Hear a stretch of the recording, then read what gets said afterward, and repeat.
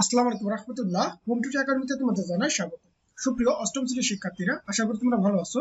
আজ আমি তোমাদের সাথে আলোচনা করব গণিতের দ্বিতীয় অধ্যায় অর্থাৎ মুনাফা নিয়ে আলোচনা করব। তোমাদেরকে বলতে চাই, তোমরা যদি আমার চ্যানেল নতুন হয়ে থাকো অবশ্যই তোমরা আমার চ্যানেলটিকে সাবস্ক্রাইব করো।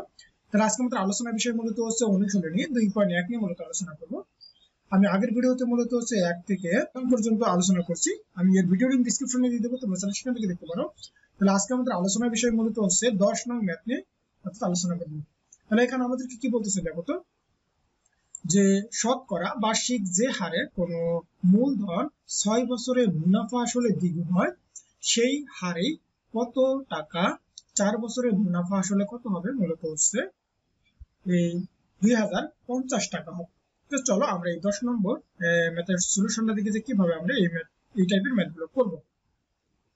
তাহলে বার্ষিক দেখো শতকরা বার্ষিক যে হারে মূলধন, দেখো 6 বছরে মুনাফা আসলে কি হবে, দ্বিগুণ হবে। তার মানে কি, আমরা যদি মূলধন ধরি কত টাকা, মূলত 100 টাকা, তাহলে 6 বছর পরে মুনাফা আসলে সেটা কত হয়ে যাবে, মূলত দ্বিগুণ, মানে কত হবে, 200 টাকা। তাহলে বলো তো এই 6 বছর পরে তুমি তাহলে মুনাফা কত পাবা? তাহলে 6 বছর পরে এই যে মুনাফা, মূলধন থেকে তুমি যদি মূলধনকে বাদ দিয়ে দাও বা আসলকে বাদ দিয়ে দাও, তুমি কত, 100 টাকা পাবা। তাহলে 6 বছর পরে তুমি মুনাফা পাবো কত টাকা, 100 টাকা। তার মানে আমরা কি জানি বলতো, যে 100 টাকায় 6 বছরে মুনাফা হয় কত টাকা, 100 টাকা। তাহলে 100 টাকায় 1 বছরে মুনাফা হবে, তার মানে কি 100 ভাগ কত, 6।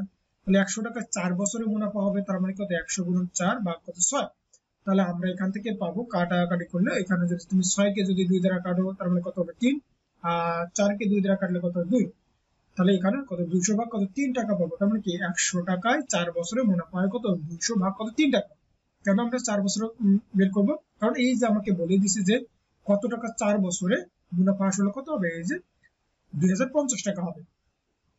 তাহলে এবার দেখো মুনাফা মূলধন কত হবে। তার মানে কি, আমরা তো মূলধন তো ধরছি 100 টাকা, আর এই যে 4 বছরের মুনাফা কত পাইলাম, 200 ভাগ কত, 3। তার মানে এখানে যদি তুমি লসাগু করো 3, অর্থাৎ 300 যোগ 200, তার মানে কি 500 ভাগ কত, 3 টাকা হবে। এটা কত, তোমার হচ্ছে এই যে 4 বছরে 100 টাকা মূলধন হলে আমরা এত টাকা কি পাবো, আমরা মুনাফা পাবো। তাহলে দেখো এই যে মুনাফা মূলধন যদি 500 ভাগ 3 টাকা হলে, তাহলে আসল আর মূলধন কত হবে, আসল মূলধন হবে আমার মূলত হচ্ছে 100 টাকা, অর্থাৎ আসল তো আমরা 100 টাকায় ধরছি। তাহলে এই যে দেখো আবার হচ্ছে মুনাফা আসলে 1 টাকা হলে, তাহলে অবশ্যই এটা কম হয়ে যাবে। তার মানে এটা কম হওয়া মানে কি, এটা ভাগ হয়ে যেত। তার মানে বিষয়টা কেমন হইতো, যে 100 ভাগ কত, 500 কত, 3। তাহলে তুমি যদি এটাকে উল্টায় দিয়ে দিতে, তার মানে কত, 100 গুণন কত, 3 ভাগ কত আসতে হবে, 500। দেখো সেটা কিন্তু এখানে লেখা হয়েছে।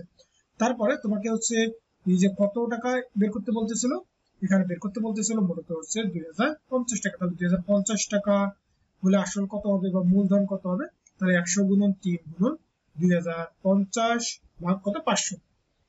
এইবার দেখো আমরা এখানে কি করতে পারি, তুমি যদি এই 100 দিয়ে যদি 500 কে কাটো, তাহলে 5। এবার 5 দিয়ে তুমি যদি কাটে কাটো 2050 কে, তাহলে এবার 5 দিয়ে আমরা কাটবো 2050। তাহলে 2050 ভাগ কত আমার 5, তাহলে আমাদের কত আসবে, এই যে 410। তার মানে দেখো এই যে তুমি যদি 5 দিয়ে কাটে কাটো, এই যে 500 2050 কে কাটো, তার মানে কত আসবে, 410। এই 410 দিয়ে তুমি হচ্ছে 3 কে গুণ করে দাও, তার মানে কত আসবে, 1230 টাকা। তার মানে কি তোমার আসল মূলধন হবে কত, 1230 টাকা। তাহলে আশা করি তোমরা এতটুকু বুঝতে পারছো।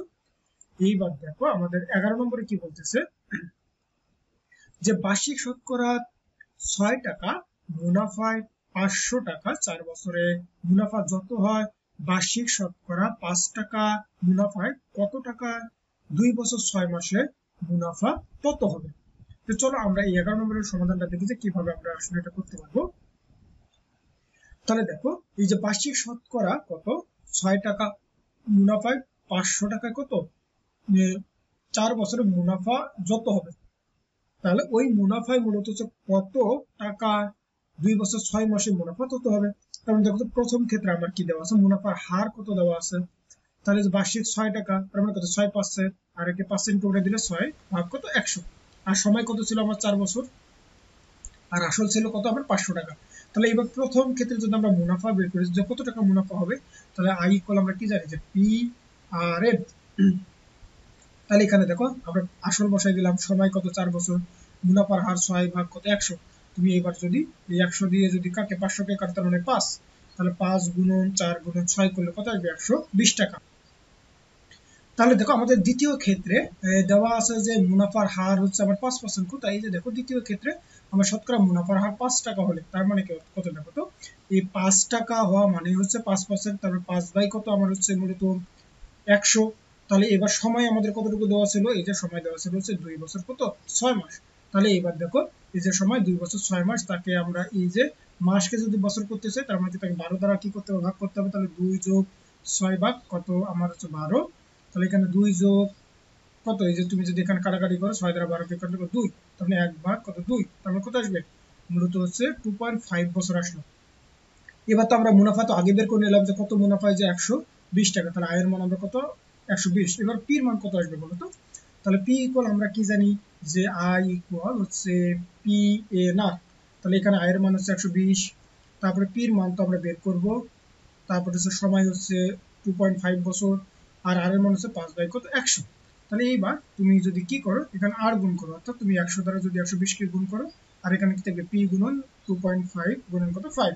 তাহলে এখান থেকে আমরা এই যে পি ইকুয়াল, অর্থাৎ এটাকে আগে লিখলাম আর এটাকে পরে লিখলাম। তাহলে এই যে তুমি 120 এর সাথে তুমি যদি 100 যদি গুণ করে দাও তাহলে কত আসবে তোমার মূলত হচ্ছে 12,000, আর পি ইকুয়াল আমার এটা কি হয়ে যাবে ভাগ হয়ে যাবে।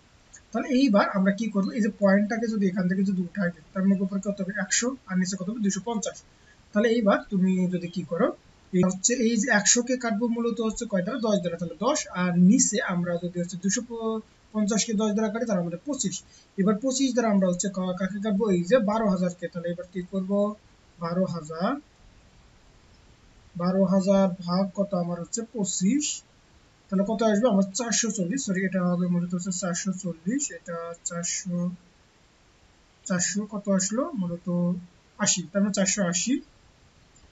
এবার 480 কে তুমি হচ্ছে কত দ্বারা কাটবো বলো তো, তাহলে এই যে 25 দ্বারা আমরা এটাকে কাটে পেলাম হচ্ছে 480, এবার 5 দ্বারা তুমি 480 কে কাটো, তার মানে কি আবার হচ্ছে ভাগ করবে আবার কত দ্বারা 5 দ্বারা, তাহলে কত আসবে 96। এই যে তুমি যদি 5 দ্বারা যদি 480 কে কাটো তার মানে 96, 96 দ্বারা তুমি 10 কে গুণ করো তার মানে কত আসবে 900 কত 60 টাকা। অর্থাৎ এটাই হবে মূলত হচ্ছে আমাদের কি আসল। তাহলে আশা করি তোমরা এতটুকু বুঝতে পারছো যে কিভাবে আমরা এই টাইপের ম্যাথগুলোকে সলিউশন করব।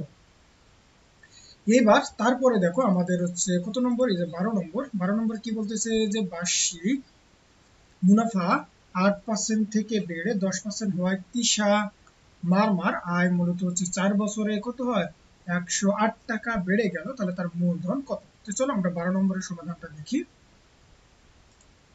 তাহলে দেখো এই যে মুনাফার হার বাড়ে কত পার্সেন্ট, আমার হচ্ছে 2%।